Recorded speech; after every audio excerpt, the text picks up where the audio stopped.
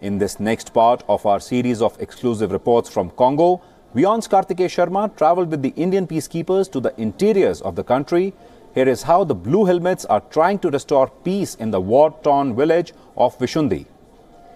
I'm joined by the commander of the forces here, who is in charge of the Rohindi camp. How big is this village? And the village chief was telling me that there is a problem of armed insurgents here. Yes, there is a problem of armed insurgents. If you see the village, all around the village, there are 3 to 4 such camps of armed groups.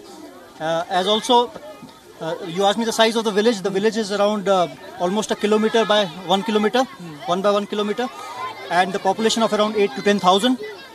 Initially, when we had come here, I mean the Indian contingents, when we had come here, the schools were not functional. Now, after coming here, we have ensured that the area is secure, the schools are functional, and there is a comprehensive approach which we are following, taking into account the security, the other civil-military coordination projects, and many of the outreach projects, by which we can influence them and get them back, their lives back on track. This is Lake Edward, this part of it. How many, I would say, armed groups are operating in this area? In this particular area, there are 2 main armed groups known as Mai Charles and Mai Jackson, as we know.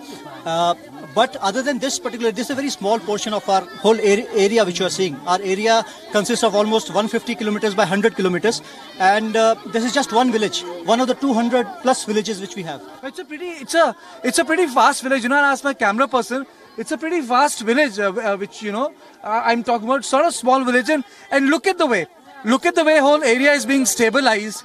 We are here, and imagine the sort of convoy protection which had to be given to us for us to, visit this village. Look at the convoy protection. We are all here with the United Nations peacekeeping force, which is primarily Indians. The men and all is with blue hat, and look at the deployment which is required in terms of stabilizing the area. So, this is the UN peacekeeping mission is here for serious business, and the serious business is to maintain some sort of a sense of ordinariness for people here, but also to ensure that the armed groups are kept at bay. How's this philosophy by protection by projection is working?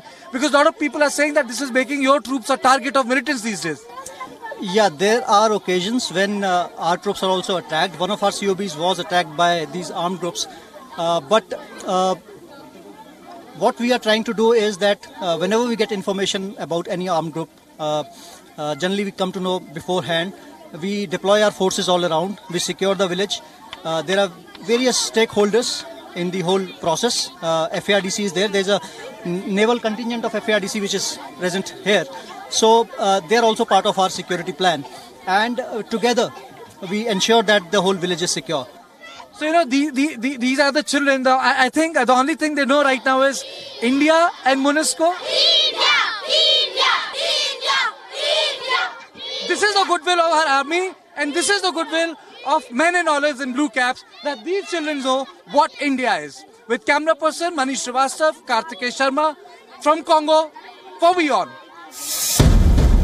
From Congo's key communication hub to the streets.